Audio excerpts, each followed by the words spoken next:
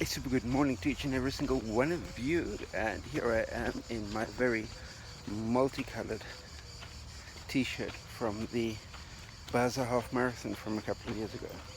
So many years ago that, in fact, that this t-shirt predates COVID. Anyway, back on the multi-sport channel, and I happen to be walking through the wonderful Garcia Lorca Park here in Granada, and 1 week on from the trail race, my legs have all come back to me, which means that during the course of this coming week I can begin once again the process of building up mileage in morning runs.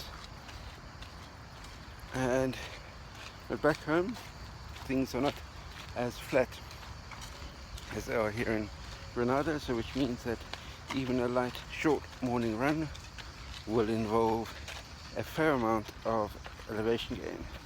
Now for the interesting change of direction. There we go, that should work. Anyway, so back into running for next week. I've got 2 weeks left until it is the big bike ride day, and big bike ride day involves probably leaving home at about 5 o'clock in the morning and riding up the bike up to about Capilera, where Catalina's ashes were scattered on her birthday 2 years ago, her birthday being 30th of August, so which means that there's 2 reasons for heading up to Capilera on a big bike ride in 2 weeks' time. We meet several sites that might be, the lighting is just so terrible. Anyway, 2 reasons for heading up there in 2 weeks' time, because it will be, in 2 weeks, it will be the 30th of August. So it will be not only her birthday, but also the 2-year anniversary of when I scattered the ashes. So that's on my agenda for 2 weeks' time. And as you no doubt know, when heading up steep hills like that, every 1 kilogram is 30 seconds of extra time needed per kilometer. So taking into account that I'll be heading uphill non-stop for approximately 30 kilometers, that's, if I'm 1 kilogram overweight, that's 15 minutes of extra time.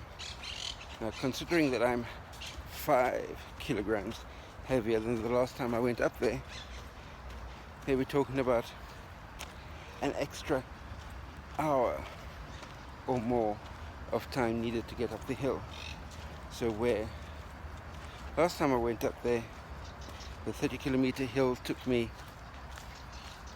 4 hours, unless I can drop another kilogram or 2 in the next 2 weeks, I'll be looking at the big ride up the hill taking me 5 hours. That's 5 hours of consistent uphill cycling without break, which will be a fairly substantial undertaking. So hopefully I can drop at least 1 kilogram over the course of the next 2 weeks, because 1 kilogram down means 15 minutes less cycling uphill for the same amount of effort. So that's what I've got on my agenda for the next 2 weeks. Drop body weight by 1 kilogram minimum. And it'll be interesting to see, because that's the 30th of August, so it'll be interesting to see on Sunday the 31st what my weight comes in at, because last time I weighed in was 88.7. And the last time I cycled up to above Capilera, I was sitting at about 83. So yes, that's 5 kilograms heavier, meaning 1 hour of additional suffering time up the hill. Anyway, that's what I have for you for today, and that's what I'm looking at as far as the next 2 weeks are concerned. But until we meet again next week Sunday, and I can give you a check-in to let you know how things are progressing. And because I'm taking this bike ride as almost like another event, so a week of solid hard training this week with a good few morning runs, because morning runs are much more intense output for the amount of time that I put in. So a run can be fairly intense but be finished off reasonably quickly. So we'll be meeting somebody for English lessons at 9 o'clock in the morning. If I head out at 7:30, I can put in a good 60-minute run and still be back in time. And so that's the plan. Anyway, that's where I am for right at the moment. Speak to you all next week when I'll be able to give you a brief update on how things are going as far as the preparation for the big bike ride is concerned, just before I go into a week's taper, so that I can make sure that my energy levels are high enough to be able to cope. Speak to you next week. Until then, bye.